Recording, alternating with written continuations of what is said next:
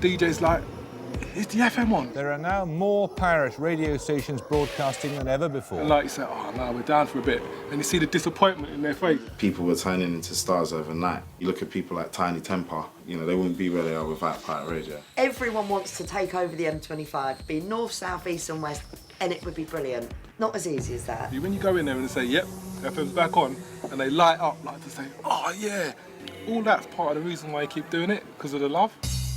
Right, it's Sunday night basically, and we're just going to take you into the world of, I suppose, pirate radio, really. Andy, Dan and Wayne are all from Flex FM, and what they're doing is illegal. This is drop release key. This gets you into the bottom of all the tower blocks. But on the roof of this block is their transmitter. This one's a girder key.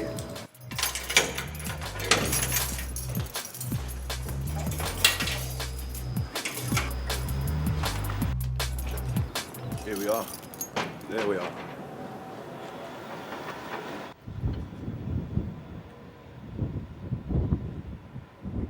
Whatever you can see, you're hitting, and further. You know, you've got Hampstead Heath at the back there, right over the back, which is like proper north. Is that Hampstead Heath there? That's Hampstead Heath. Wow. Yeah.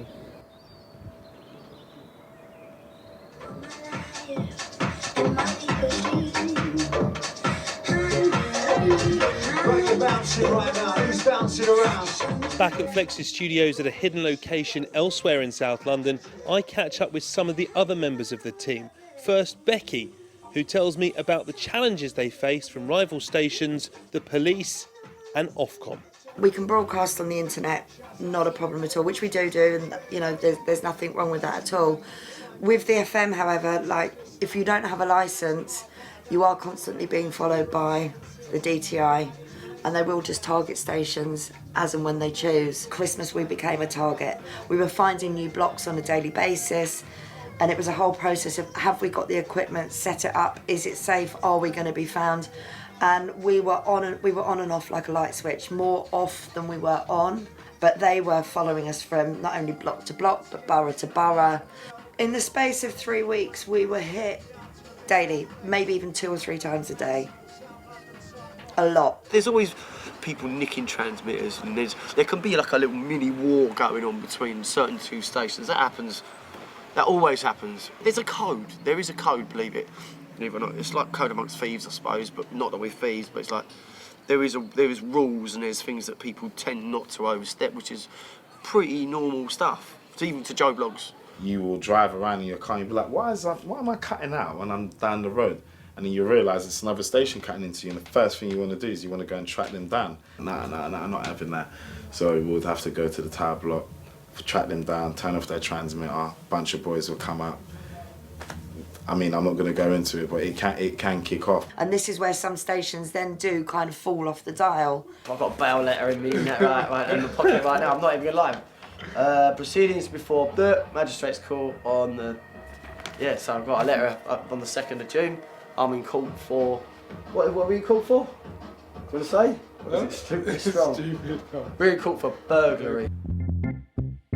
With the airways already congested, Ofcom say pirates disrupt vital emergency service frequencies, as well as the broadcast of fully paid up licensed stations. Broadcasting via the internet is easier, cheaper and legal. And while some of London's pirates have decided to walk away and become online only, the Flex team believe that FM is still their most important medium. Like anyone could broadcast from their home. You know, the internet definitely changed the game. Not everyone could broadcast on the FM, you know, and it's like, you know, the DJs rock up and they're like, is the FM on? Yeah, well, it's on. Yeah, so it's like, and that's where the phone seems to ring, seems to pop, you know. So everyone's still listening to the FM and the internet's still there, but it still hasn't taken over. What's their reaction when it isn't? Well, normally if the FM's not on, they don't turn up. The difference is, I think, it's live. You could record a whole week's worth of shows in your bedroom on your own and just upload them as you go along. But with FM, it's all happening right now. The internet has clearly changed the way we all consume music, and of course it's affected pirate radio.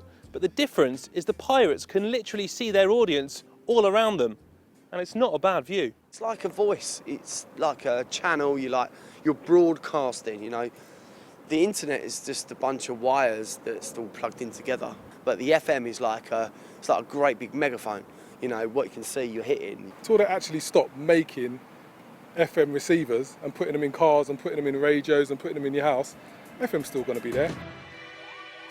For the people at Flex, I really get a sense that as much as this is about thrill-seeking and rebellion, it's also about providing a public service for a small but passionate minority that really appreciate what they do.